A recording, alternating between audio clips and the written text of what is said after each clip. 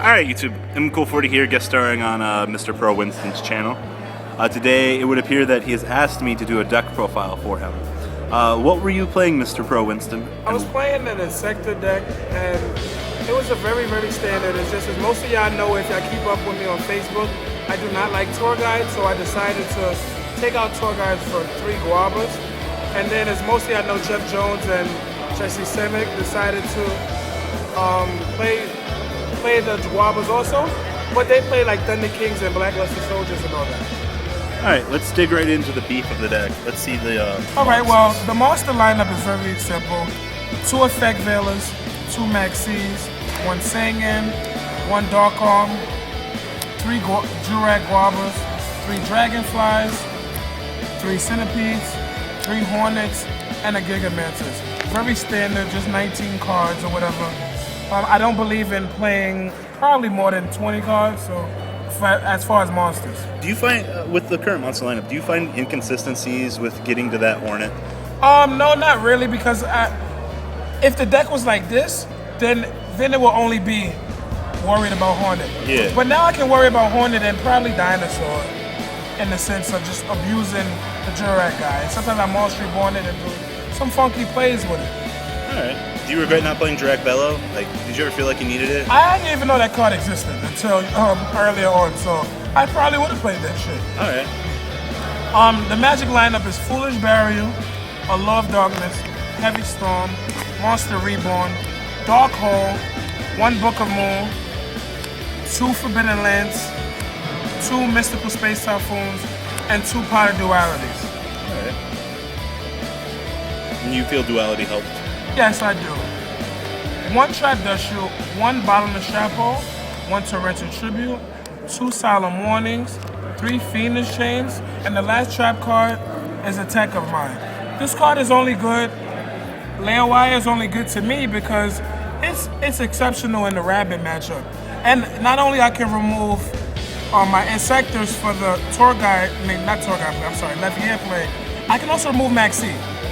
And it's chainable, which is very good for the correct one. And it's chainable, indeed. Notice that I do not play Solemn Judgment. I have never been a fan of that card, and I will probably never play it a day in my life. And you took Bottomless down to 1. Yes, I took Bottomless down to 1 for just the Rabbit matchup. How do you feel about Triple Fiendish Chain in general? I like Fiendish Chain only because you can create some funky plays with it, especially with, I think Inzector should play 3, because the object is to have food. For your Inzectors. Most people that play Inzectors will Fiendish Chain the opponent's monster and use Dragonfly and pop the opponent's monster. I sometimes pop my own Fiendish Chain and then I'll pop the opposing monster. Alright.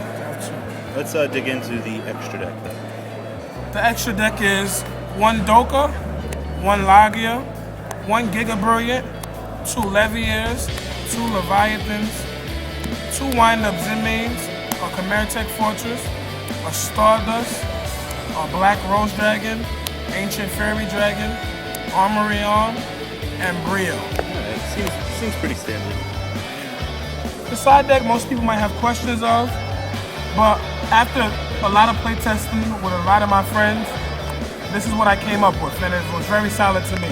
1 DD Crow, 1 Spear Reaper, 2 Thunder Kings, 2 Cyber Dragons, 2 Snowman Eaters, 1 Mind Control, 2 Smashing Rounds, 2 Deep Prisons, and 2 Royal Decrees. Looking at this, I feel that you're a 1-of person as well. You feel that 1-ofs will benefit you more than 2-ofs in certain cases, correct? That is correct indeed. I don't believe in waiting for, like most people that you ask that question to might say, I play plenty of it so I can draw it.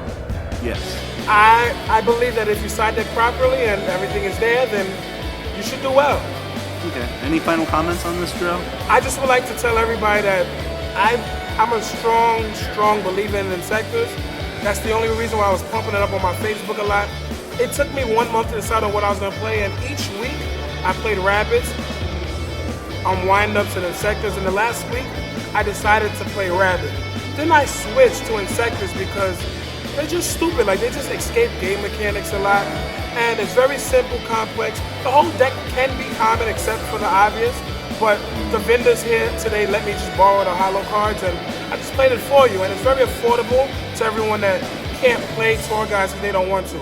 Also, I wanted to prove that Inzectors do not need tour guide to do well. Of course, I did not win like I wanted to in top 32, only because I lost to a top deck of a rabbit in game 2 or whatever.